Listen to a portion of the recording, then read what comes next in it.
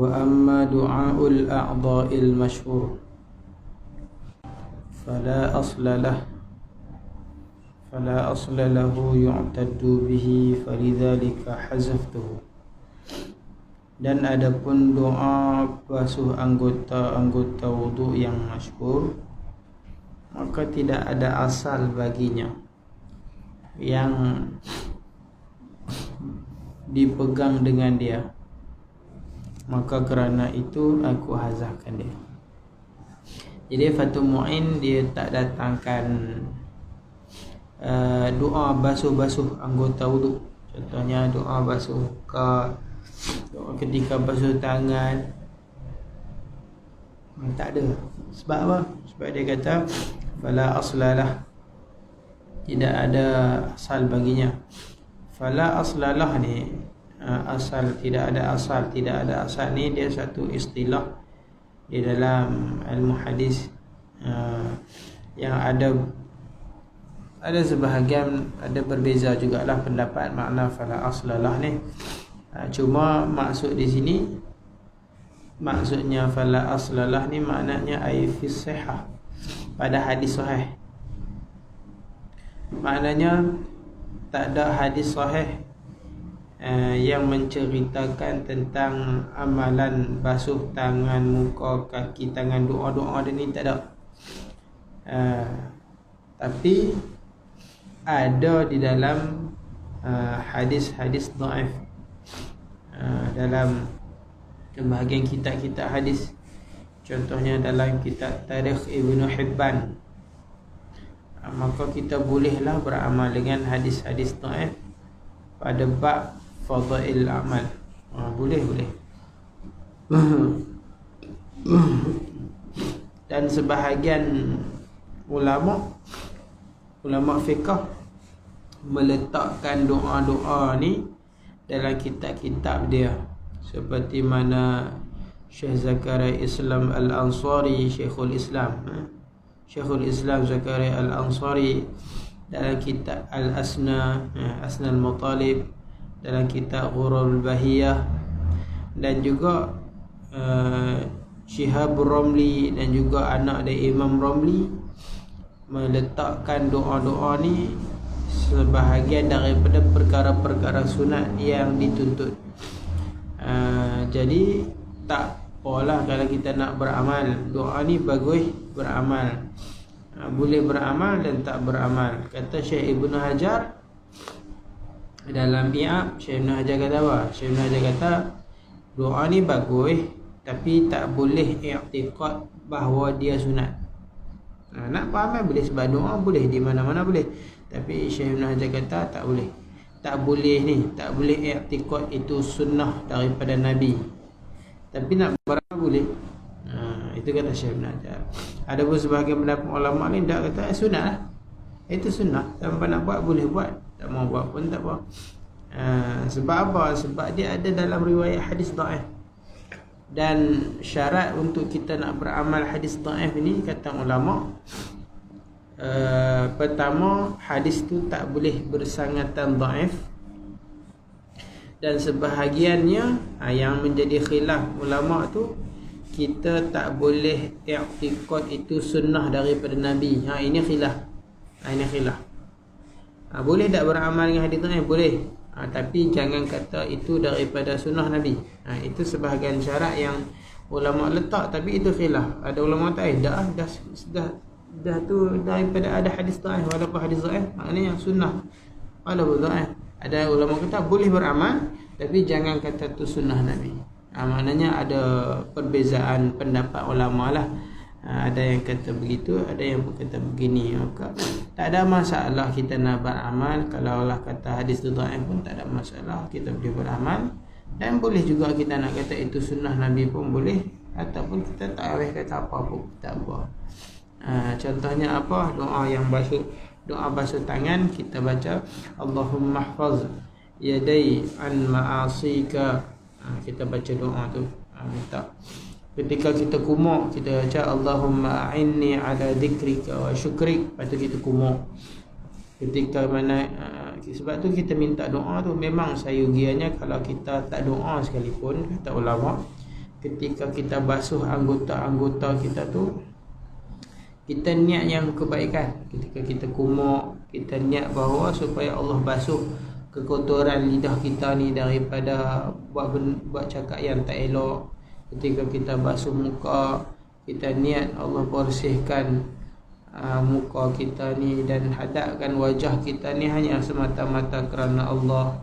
Kita basuh tangan, kita niat Allah hilangkan segala kotoran maksiat yang kita buat pada tangan, ada sebagainya lah. Jadi dalam doa ni automatik ada. Contohnya doa kumur, kita kata a'inni ala dzikrik wa syukrik.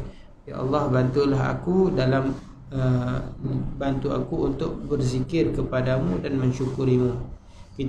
Bila kita basuh hidung, kita baca Allahumma arihni raihatal jannah. Ya Allah, ya Tuhanku, hidukan aku, baukan aku bauan syurga. Kita sudah. Ya Allah, ya Tuhanku, minta bagi kita dapat hidup bauan syurga. Ketika kita basuh muka, Allahumma bayd wajhi yauma la tabyadul wujuh, yauma tabyadul wujuh wa tusawwidul wujuh. Ya Allah, ya Tuhanku, bayd wajhi, bersihkan ataupun putihkan mukaku hari yauma tabyadul wujuh, hari ada muka-muka putih, wa taswadul wujuh, dan ada muka-muka hitam. Ke akhirat nanti ada muka hitam dan muka putih. Kita doa kita ni muka putih. Ketika kita basuh tangan kanan, Allahumma a'tini kitabi biyamini. Ya Allah, ya Tuhanku, berikanlah buku amalanku dengan tangan kananku. Wa hasibni hisaban yasira, dan hisablah aku dengan hisab yang mudah. Itu doa kita. Kalau kita tak ingat pun, tak baca doa pun, kita niat lagu tu. Itu kita basuh, ya Allah, aku bagilah buku amalan aku dapat tangan kanan, dan hisabkanlah aku dengan hisab yang mudah. Bila kita basuh tangan kiri, Allahumma a'tini Allahumma la tu'tini kitabi bishimali. Ya Allah, jangan bagikanlah buku amalku dengan tangan kiri. Wala min wara'i zuhri, jangan juga daripada belakang saya. Ada orang menerima buku amalan dari tangan kiri, ada terima dari belakang. Buku amalan duduk belakang.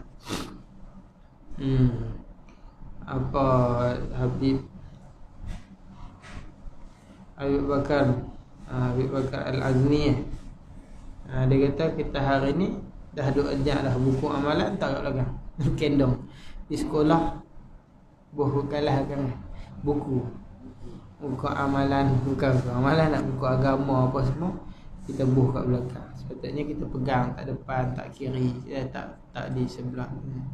Habis kita tak di belakang. Ketika kita basuh kepala, baca doa apa? Allahumma harrim sya'ri wa bashari 'alan nar. Ya Allah, haramkanlah rambut aku dan juga kulit aku daripada api neraka. Ketika kita basuh telinga, Allahumma ja'alni minal ladina yastami'una al-qawl fayattabi'una ahsanah. Ya Allah, jadikanlah aku ni orang yang hanya dengar perkataan tak baik-baik dan aku ikut benda yang baik-baik tu. Doa lah.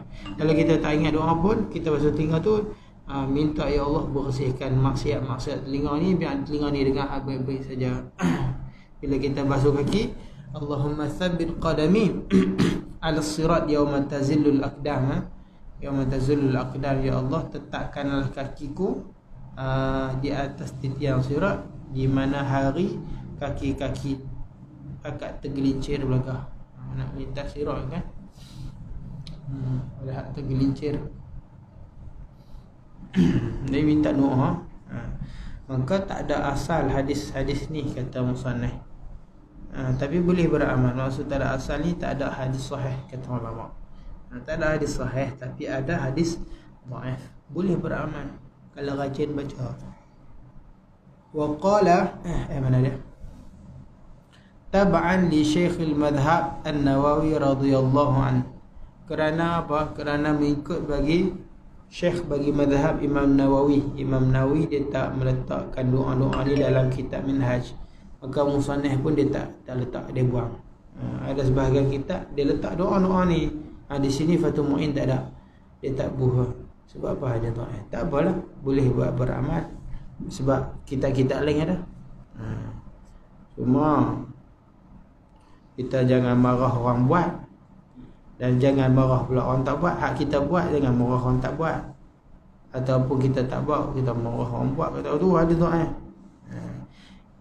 Tak sama pendapat boleh, imam-imam pakat tak sama pendapat boleh. Mana-mana yang tak bolehnya kita kata kita betul, orang lain tak betul. Macam bulan Rejab ni kan, tiap-tiap Rejab bergaduh. Masuk Ramadan bergaduh, gaduh buat tarawih. Masuk Rejab bergaduh pasal Rejab. Tiap-tiap ada je benda-benda tahunan ulang bergaduh. Tak mau buat tu sah duk buat. Orang lain nak buat, biar orang lain buat. Orang lain pun ada jalan. Kita pakai pendapat ulama kata tak ada, kita apa tu sah duk buat. Orang lain nak buat, biar orang lain buat. Sebab orang lain ada jalannya. Yang salahnya agak duk bergaduh. Wa qila, dan kata qil, yustahabbu an yaqula 'inda kulli 'udwin asyhadu an la ilaha illallah wahdahu la syarikalah wa asyhadu anna Muhammadan abduhu wa rasuluh. Adakah sebahagian pendapat kata sunat baca di setiap anggota. Doa yang sama di setiap anggota apa? Asyhadu an la ilaha illallah wahdahu la syarikalah wa asyhadu anna Muhammadan abduhu wa rasuluh. Ini mudah. Ini sebab ni kita memang dok baca ni ulang-ulang kan. Muka pembaca tu asyhadu an la ilaha illallah wa asyhadu anna Muhammadan abduhu wa rasuluh. Tangan pembaca tu semuanya baca yang tu. Mudah, satu doa saja. Tapi doa-doa tadi pun tak susah pun, pendek-pendek je. Boleh juga. Sebab apa? Li khabarin, kerana ada khabar. Ada hadis yang rawahul mustaghfiri. Wa qala, yang diriwayatkan oleh Imam al-Mustaghfiri. Ya, ada wa qala, dan berkata ya hasanun gharib. Hadis tu hasan gharib. Hadis ada namanya hadis ni dari segi boleh diterima ataupun tak boleh diterima, dia ada pecah tiga. Dia ada yang paling atas cukup syarat, cukup semua syarat, dipanggil hadis sahih. Nombor 2 rendah sikit sebab ada satu syarat, iaitu dhabit yang tak tam, dipanggil hadis hasan. Maksudnya hafalan perawi tu mungkin tak sekuat penghafal perawi hadis sahih, maka dia panggil hadis hasan. Hadis hasan ni semua perawi dia hafal kuat hadis, kau ni kuat, kau ni kuat, kau ni kuat, kau ni, semua yang periwayat dia tu semua macam tu.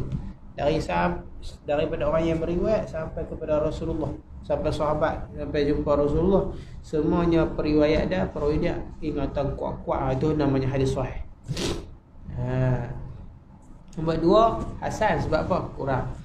Dia ada beberapa syarat yang lain. Kalau tak ada salah satu daripada beberapa syarat ni, walaupun satu, namanya hadis dhaif. Itu dari segi nama hadis tu kita nak terima dia ke tak terima, qabul ataupun tak qabul. Kalau hadis sahih ni kita boleh buat hujah dalam kita kata apa, akidah pun boleh, bab halal haram pun boleh. Tapi kalau hadis dhaif bukan tak boleh terima, cuma dalam bab fadail amal, kelebihan kelebihan puasa, kelebihan zikir, itu kita boleh guna fadail amal. Ataupun tentang tarikh, sejarah-sejarah, kita boleh guna hadis-hadis dhaif. Yang tak bolehnya dalam bab halal haram, tak boleh lah. Kita nak guna hadis dhaif tu untuk bab halal haram, tu tak boleh. Kita guna hadis dhaif tu untuk bab akidah, itu tak boleh. Hadis sahih itu boleh lah. Kemudian ada lagi sifat-sifat yang banyak disebut selain daripada tiga ni, ada lagi lah, itu sifat-sifat lain. Salah satunya disebut gharib. Hadis hasan gharib. Gharib ni salah satu sifat. Sifat min jihatin naqli, daripada jihah naqal hadis itu, hadis ini dipanggil gharib. Sebab apa gharib? Gharib ini disebut man farada bi riwayatihi rawin wahid. Orang yang meriwayat dia tu ada seorang saja. Ulama hadis ni jumpa hadis ni melalui seorang saja perawi dia, orang lain tak. Itu dipanggil gharib. Hadis ni bila Nabi cakap ke sebagainya, ramai orang sahabat dengar. Kerana sahabat-sahabat ni dia menyampaikan kepada tabi'in, tidak?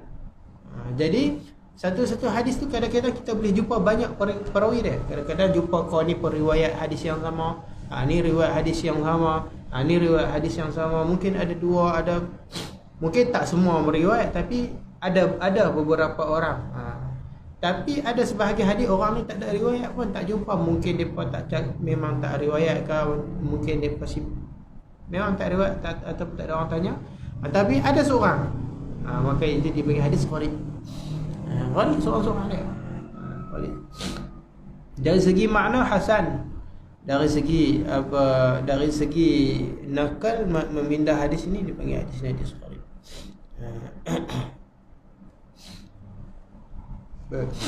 Itu sunnah. Di antara sunnah lagi wa syurbuhu, dan minumnya.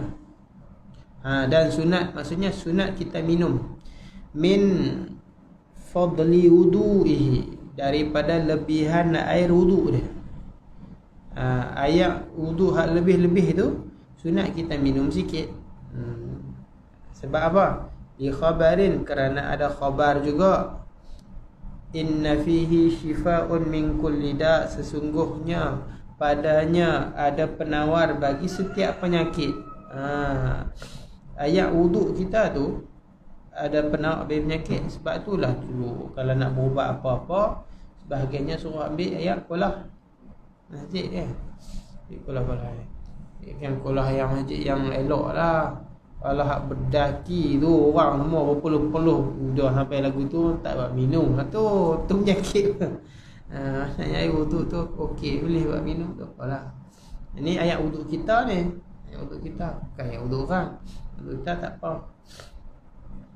Kalau dulu-dulu orang wuduk jurus tu, orang tandah dalam besen ke apa, alhamdulillah. Kita hari ni ambil ayat tu, minum gitu je lah. Boleh. Sebab dia ada penawar bagi penyakit. Macam mana dia boleh jadi penawar penyakit? Ni tak tahu, so saintis kaji ya. Kadang-kadang doktor-doktor tak mau sangat nak percaya semua ni kan. Tapi bila sebab hadis Nabi ada, depa kata apa kat tangan je lah. Boleh ke ada penyakit? Sebab kadang-kadang doktor ni tak mau jenis orang kampung punya ubat ni tak mau. Ada setengah-setengah, bukan semua kan. Nah, doktor okey, alright je. Orang kampung pun okey. Tok bomoh ni pun ada sebahagian kutukkan doktor-doktor pula. Sama masing-masing, kalau jenis ta'assub dengan cara masing-masing, rosaklah. Kena ingat satu benda, yang menyembuh siapa? Allah. Ubat sebenarnya tak ada. Yang menyembuh tu Allah. Tapi asbab dia banyak. Boleh jadi asbab sembuh tu melalui doktor, boleh jadi asbab menyembuh tu melalui tok bomoh, melalui cara orang kampung, perubatan tradisional. Jadi asbab, selalunya penyakit tu ada banyak cara untuk menyembuh dengan pelbagai-bagai asbab. Maka tak ada masalah, kita siapa pun boleh nak berubat ni, dengan siapa boleh. Nak berubat dengan doktor, pergi doktor. Nak berubat cara orang kampung, pergi buat cara kampung. Nak berubat cara tibbun nabawi, sunnah-sunnah Nabi, berubat cara tibbun nabawi, tak ada masalah. Yang masalahnya kita kata hak kita betul, orang tak betul, salah. Itu perangai jenis orang ketegang lah. Ada jenis perangai orang macam tu. Nak berubat, boleh berubat silakan. Tak mau berubat pun tafadhal, tak payah berubat. Berubat tak wajib. Berubat tak wajib selagi dia redha. Sebab tu sebahagian ulama sufi dia tak berubat. Bukan dia tak mau ubat, sebab dia kata hak sakit ni pun Allah bagi. Rasa macam tak beradab pula minta buang penyakit, padahal Allah yang bagi. Kita tak sama level ni, kita tak boleh lah nak pukul rata lagu tu semua. Kita orang awam berubat lah. Tapi kalau kita sabar, kita demam biasa kan. Demam tak mau orang tak makan lah Panadol, tak apa. Cukup cakap macam tu. Sebab apa? Sebab kita memang tak mahu buat redha dengan Allah. Kita tak ada masalah. Jangan kita menyusahkan orang. Kita dah sakit, lepas tu duk pergi menyusahkan orang pula. Orang marah, kita tak mahu ubat. Kita sakit, kita duduk seorang-seorang, tak menyusahkan orang. Tafadhal, sebab sakit ni tak wajib kita berubat. Kalau kita sabar. Kalau sakit tapi duk merungut, sakit, nah Tuhan wajib pergi berubat lah. Pergi berubat, dah tak tahan berubat lah. Sebab duduk begitu. Tapi kalau kita sabar, mulut ni sakit, Allah Allah Allah, itu tak apa, tak usah berubat tak apa. Berubat ni sunat, ikut sunnah Nabi ya. Wa yusannu rasyu izari, dan sunat kita memercikkan kainnya bihi, dengannya, dengan air tadi, air lebih wuduk tadilah. Sunat kita percik lepas wuduk tu kita percik dekat kain kita, kat seluar kita. In tawahama husulu muqazzarun lah, jika ada waham, sangkaan hasil benda yang mengotorkan baginya.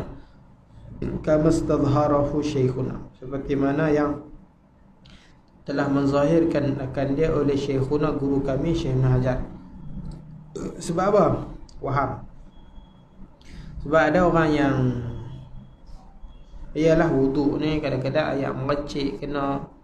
Jadi boleh jadi lepas wuduk kita tak sembahyang, kita pun tengok ni mercik ayat apa? Dok main waham-waham lagu tu kah? Ayat najis mercik kah? Ayat kencing mercik kah? Apa mercik kah? Jadi duk faham. Takut duk selalu duk main lagi tu, habis-habis wuduk percik-percik.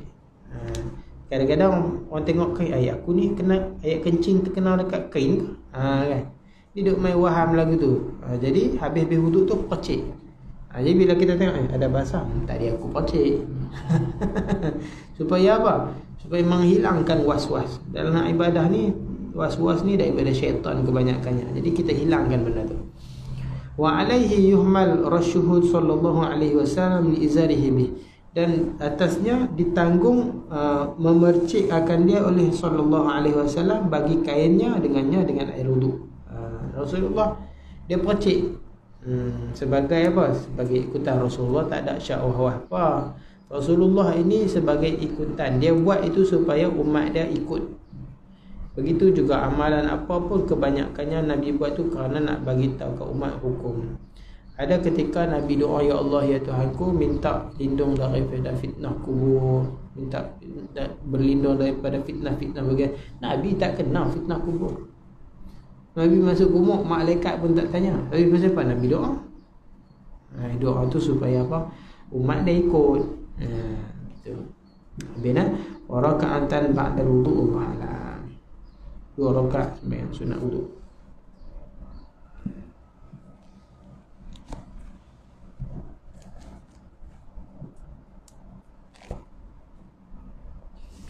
Minhajul Abidin. Qobah kedua dah ni. Qobah taubah. Baca tu dah 3 kali tapi dia tak rekam. Ustaz Sufi dia rekam je lah. Suara dia buh suara lah.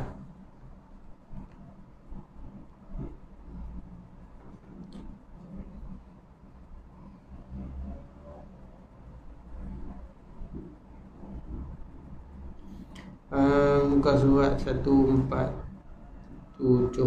Ni kalau kita Arab lah. Itu pakai kitab ni terjemah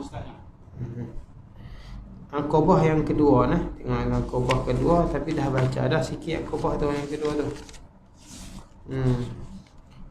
Sampai di ammat taubatu fa innaha sa'yun min masa'il qalbi. Adapun taubat itu, maka sungguhnya ia sa'yun min masa'il qalbi, satu amalan ataupun satu perjalanan daripada perjalanan hati, ataupun daripada amalan-amalan hati. Jadi taubat itu adalah ibadah hati, ibadah batin. Maka bila disebut ibadah batin ni, pahala dia cukup besar lah. Sebab antara ibadah batin dengan ibadah zahir, ibadah batin ni lebih besar pahala dia. Begitu juga maksiat batin dan maksiat zahir. Maksiat batin ni lebih besar. Sebab Allah bagi jadi keistimewaan kita ni ada apa? Kita ni ada ruh. Kita ni ada ruhani, kita ada ruh. Hak ni yang istimewanya. Maka kalau amalan tu datang daripada dia, hak ni yang paling besar. Kenapa malaikat diperintahkan untuk sujud kepada Nabi Adam? Sedangkan tak ada yang special pada Nabi Adam. Nabi Adam daripada tanah, tak, bukan yang special pada tanah yang ada pada Nabi Adam. Sebab apa? Ketika mana Nabi Adam mula dibentuk dengan tanah, kosong, tak ada apa-apa. Tapi lepas Allah letakkan ruh, jadilah berharga segumpal tanah tadi. Asal tanah tadi tak ada harga, seketul tanah tu tak ada penilaian apa. Tapi bila masuk saja ruh, maka terus menjadi makhluk yang mulia. Dan Allah perintahkan malaikat sujud setelah Allah berikan satu sifat kepada Nabi Adam, iaitu sifat ilmu. Jadi ruh inilah menjadi mulia ataupun tak mulia. Sebab itu apabila amalan tu yang terbit dari dasar, dari dalam hati, maka itu satu amalan yang besar. Taubah. Wahia 'inda tahsili fi qaulil ulama radhiyallahu anhum tanzihul qalbi 'anil dhanbi. Dan iaitu ketika menghasilkan perkataan ulama radhiyallahu anhum dalam bab taubat ni, katanya apa? Tanzihul qalbi 'anil dhanbi, membersihkan hati daripada dosa. Itulah dikatakan dengan taubat. Taubat ini adalah satu amalan nak membersihkan diri. Satu amalan nak membersihkan diri. Kalau kata Hasan Al-Basri, apabila ditanya tentang apa dia taubat nasuha ni, dia kata apa?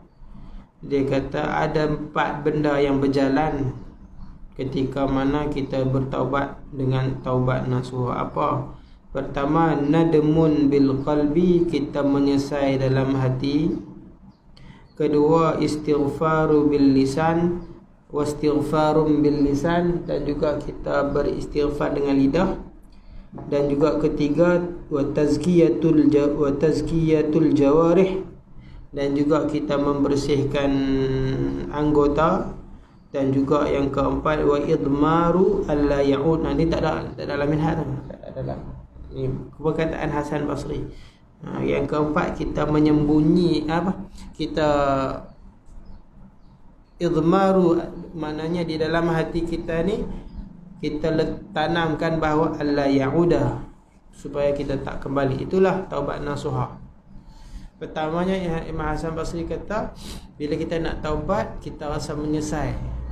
Dalam hati kita menyesal, di lidah kita kata astaghfirullah. Di anggota kita membersihkan anggota kita. Maknanya apa? Kalau tangan tu mencuri, barang tu kita serahkan. Kalau kita pakai benda yang haram di badan kita, kita buang benda haram. Maknanya kita bersihkan anggota kita daripada maksiat. Kalau ada kesan maksiat tu ada di badan kita, hak boleh kita buang lah. Kalau yang tak boleh kita buang, tak payah buang. Sebab tu kita bila ada buat salah apa-apa dosa-dosa, tanyalah alim ulama bagaimana cara nak bersihkan benda tu. Contoh sebagai apa orang kata, macam tatu kan. Tatu orang kata nak bagi hilang kena buh serika. Mudarat lah, mudarat diri, tak wajib. Tak wajib kalau sampai mudarat kan. Tazkiyatul jawarih kita kena buang. Sebab dia satu benda yang bercampur dengan najis. Sebab dia berwarna tu, dia cucuk kan, maka dia bercampur dengan najis darah kita tu, dia jadi satu lukisan yang lekat. Jadi warna tu bercampur dengan najis dengan di kulit kita ni, sampai di dalam kulit. Jadi sebab itulah tak boleh, tak sah solat kita, ada najisnya. Kalau tu hukum pakai masalah lain. Tapi adakah sah ataupun tidak? Kalau dia ada lapisan tu tak sah, lapisan yang menegah air. Tapi kalau apa nama, hanya sekadar warna, itu sah. Yang warna biasa dia pakai yang inai ni. Yang inai. Kalau hak jenis-jenis lain Tu tak tahu, yang tak tahu pakai je nak. Macam kalau dia syak dia memang yang tu jenis yang tidak boleh sedap air tu, dia baca kalau baca perempuan tu dia bertaubat, dia kena botak kepala. Kalau dia boleh hilangkan, kena hilangkan. Takkan tak boleh basuh. Dia batu yang jadi kalau yang kuning tengah tu kan dia tak sedap air untuk kalau nak mandi wajib. Tak sedap yang warna kuning yang kalau dia tiba-tiba dia jadi bertaubat tu, dia kena dia nak ada botak kepala ke apa. Nak mandi wajib Dia nak mandi wajib tau. Nak mandi wajib. Dia tak wajib hilangkan anggota juzuk badan kita ni, tak wajib hilangkan. Kalau dah tak boleh lah. Tapi kalau boleh kita kena usaha hilangkan lah. Jadi kita tak wajib kerak semua tu dah. Cuma kalau boleh kita cuba hilangkan. Tapi kalau dah tak boleh nak buat macam mana? Tak boleh. Potong hak mana, kalau dah panjang tu potong hak mana lebih. Kalau sampai nak kena buang semua. Kalau tak menjadi masalah, tak menjadi aib, tak menjadi apa-apa, tak menjadi susah ataupun suami dia pun tak kata apalah botak. Tak apa, simpan. Cuma nanti dia akan jadi panjang nanti panjang dia potong separuh.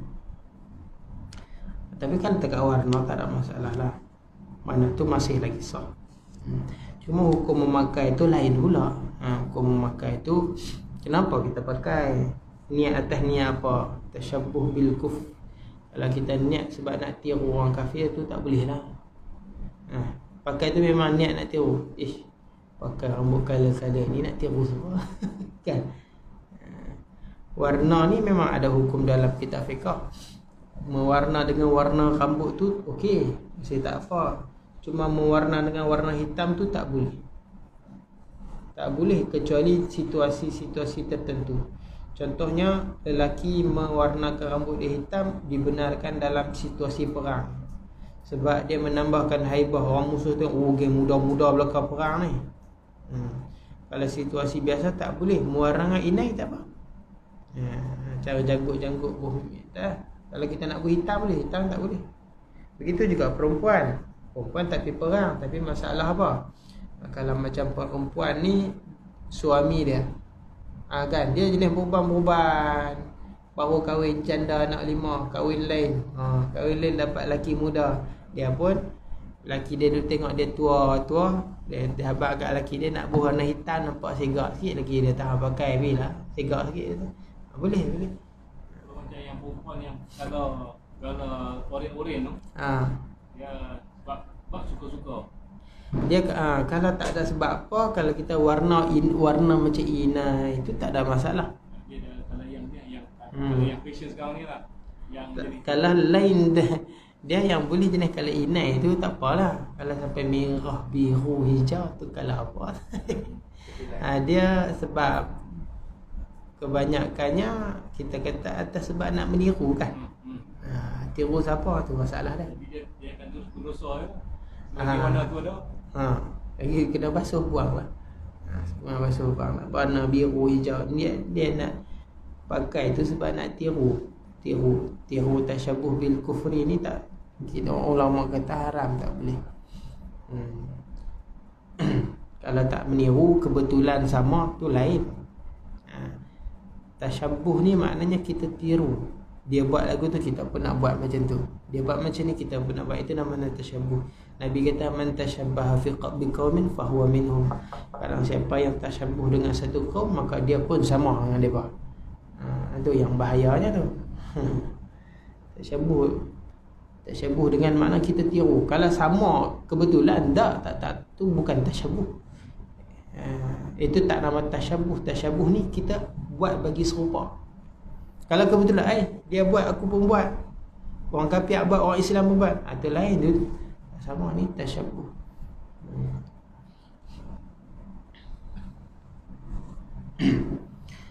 Jadi kalau ada benda tu kesalahan dosa, kita kena buang lah.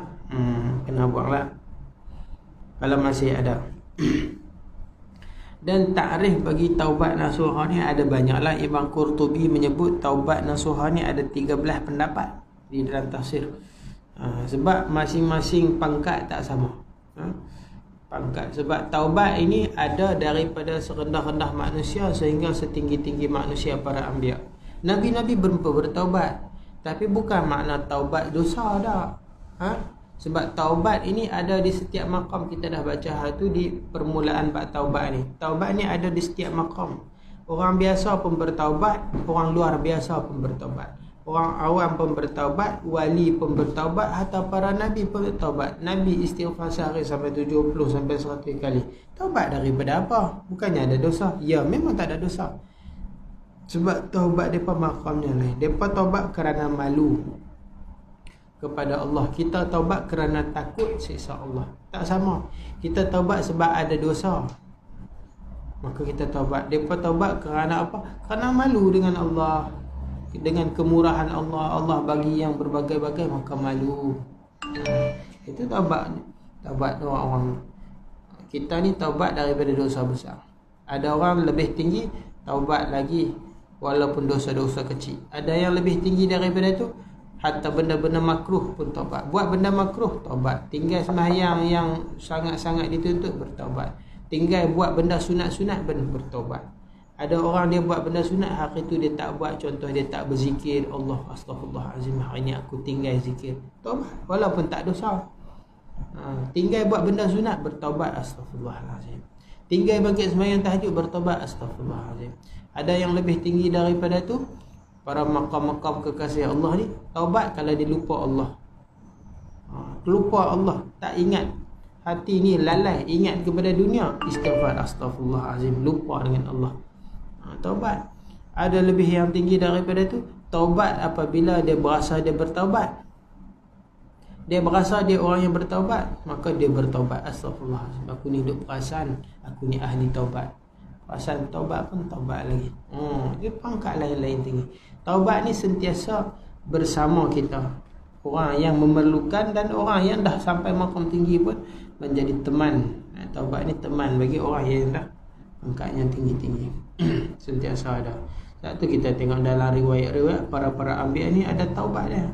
Nabi Ibrahim taubat, Nabi Nuh bertaubat, Nabi Adam bertaubat. Bukan taubat daripada dosa lah. Dia makam dia lain. Sama macam para kekasih Allah, wali-wali pun, mereka taubat tu sebahagiannya bukan kerana dosa, tapi kerana mereka lupa kepada Allah, terus taubat. Wahya qala syekhuna, telah berkata guru kami rahimahullahu ta'ala, rahimahullah. Siapa guru kami ni? Guru bagi siapa? Guru bagi Imam Ghazali lah. Kata kalau dalam kitab Minhaj Jawi, pakai kitab Minhaj Jawi kalau dalam Minhaj Jawi tu Syekh Daud tulis Imam Haramain kan. Berkata guru kami yakni Imam Al-Haramain. Imam Haramain itu kalau dalam kitab Jawi. Kalau di sebahagian syarah kitab Arab, contoh macam kitab ni Sirajul Talibin, dia kata guru kami tu siapa? Syekh Abu Bakar At-Turtusi. Turtusi. Syekh Abu Bakar At-Turtusi. Siapa dia ni? Dalam fiqh Syafi'i kita tak pernah dengar, sebab dia bukan mazhab Syafi'i. Dia faqih Al-Maliki. Dia mazhab Malik. Dia mazhab Maliki. Dia orang alim mazhab Maliki. Dan dia ada juga karangan-karangan kitab tasawuf. Contohnya Sirajul Muluk fi Sulukil Sirajul Muluk fi Sulukil Muluk. Sirajul Muluk fi Sulukil Muluk. Kitab-kitab tasawuf dia ada buat. Tu kata guru kami tu guru Syekh Imam Ghazali lah. Siapa? Abu Bakar At-Turtusi ataupun Imam Al-Haramain. Khilaf lah. Apa kata guru kepada Imam Al-Ghazali fi haddit taubah, pada menceritakan definisi taubat. Ta'rif taubat tu apa? Innahu tarku ikhtiyari dzambin sabaqa mithluhu anhu manzilatan. Kalau di sini salah cetakan sikit, dia tulis manzilan suratan, salah. Kalau dalam kitab Arab lah, dia manzilatan la suratan, macam tu. manzilatan la suratan ta'ziman lillahi ta'ala wa hadaran min sakhatihi. Jadi ta'rif taubat ni apa? Kata guru Imam Ghazali, dia kata tarku ikhtiyari dhanbin, meninggal untuk menjatuhkan ataupun melakukan ataupun memilih dosa yang sabaqa mithluhu anhu, yang telah terdahululah seumpama dosa itu, anhu daripadanya, daripada syakhsun, orang yang bertaubat tadi. Apa yang dia taubat itu hari tu, maknanya dia dah buat benda tu dulu. Dulu waktu muda-muda dia dah buat salah, dah tua-tua baru nak bertaubat. Itu namanya orang yang bertaubat. Sebab apa? Dia meninggal benda tu, meninggal tarku ikhtiyari dzambin, dia meninggal untuk berterusan buat dosa ataupun melakukan dosa tu, yang mana dosa tu dia dah pernah buat dulu. Dia tak, astagfirullahalazim, dulu muda-muda aku cuai. Maknanya benda tu dia dah buat. Itu namanya taubat. Kalau benda tu dulu-dulu dia tak buat, tak nama bertaubat. Dia tak pernah buat dan dia bertaubat, itu tak nama orang yang bertaubat. Itu namanya orang muttaqi, orang yang bertakwa. Manzilatan la suratan, yang dosa itu pada manzilah yang sama level lah. La suratan, bukan pada surah, walaupun gambaran dia tak sama. Waktu dia bertaubat tu, dia dah tak buat dah benda tu, dia dah tak mampu pun buat benda tu. Taubat apanya? Taubat apanya? Dia dah memang tak mampu. Contoh orang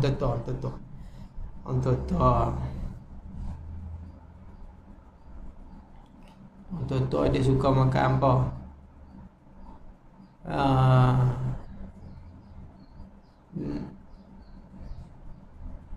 Dia suka makan pinang, serih pinang contohlah. Serih pinang ke, ataupun dia suka makan benda keras apa.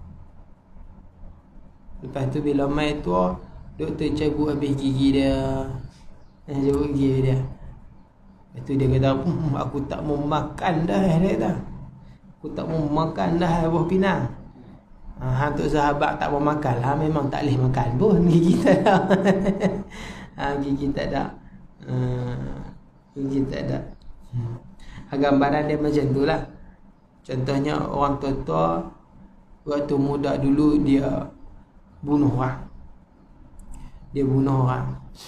Ataupun dulu muda-muda dia pernah berzina.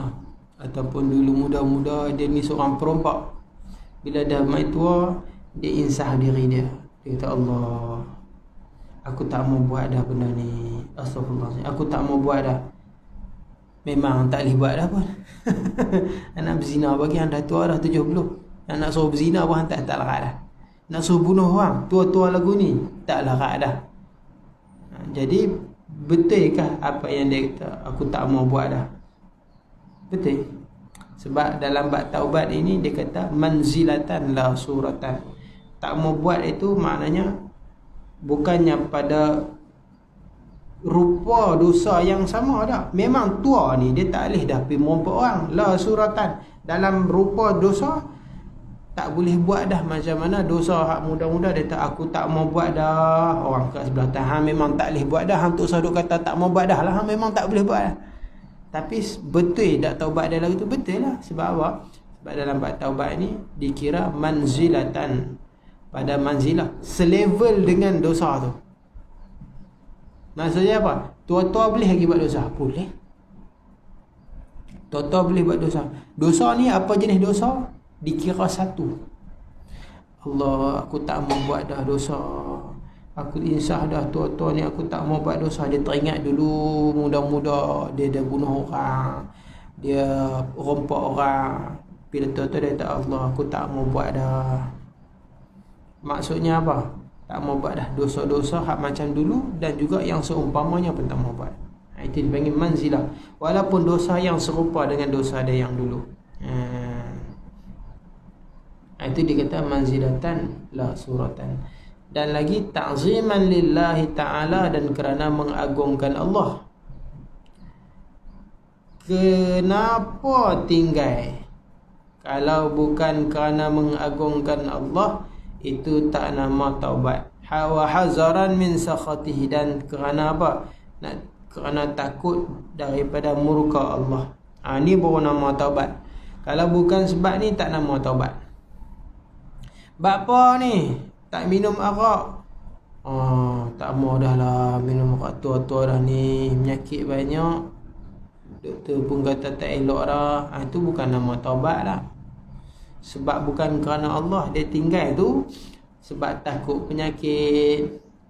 Sebab apa? Tapi kerogi, tapi kelak malam dah. Allah malu kat orang tua-tua dah, baru balik umrah ni takkan nak pergi. Itu bukan taubat.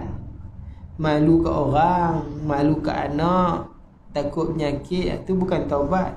Taubat ini mestilah kerana apa? Takutkan Allah, membesarkan Allah, kerana Allah. Mudah cerita dia, kerana Allah.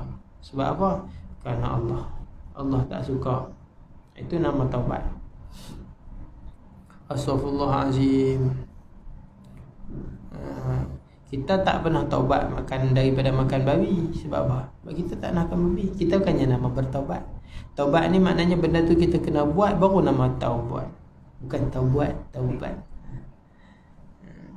Kalau benda tu kita tak pernah buat, maka kita ni nama muttaqi, orang panggil. Muttaqin, orang yang bertakwa. Macam kalau orang-orang yang tak pernah minum arak. Astaghfirullahalazim. Dosa. Hati ni berasa tak ingin nak minum arak. Astaghfirullahalazim. Itu kerana ada kita istighfar kerana keinginan, tapi benda tu kita tak pernah buat pun. Tak pernah buat pun taubat orang daripada makan daging babi. Contohlah, dia tak pernah makan pun. Dia tak dinamakan orang yang bertaubat. Bertaubat ni yang dinamanya tawab tu orang yang dia dah buat dosa. Tuhan suka orang yang bertaubat. Innallaha yuhibbut tawwabin, orang yang banyak taubat. Maknanya apa? Orang yang buat dosa, Tuhan suka pendosa. Tuhan bukan kata Tuhan suka orang yang suci-suci. Tuhan kata yuhibbut tawwabin. Maksudnya apa? Orang yang dulu kotor, kemudian dia bersihkan diri dia. Tuhan suka. Orang buat dosa pun Tuhan suka, tapi syarat dia bertaubat. Taubat kenapa? Taubat kerana Allah. Itu syarat dia. Falaha idzan arba'atu syara'i. Kemudian daripada ta'rif ni katanya kita faham taubat ini ada 4 syarat. Yang mana dia akan huraikan satu-satu. Wallahu a'lam.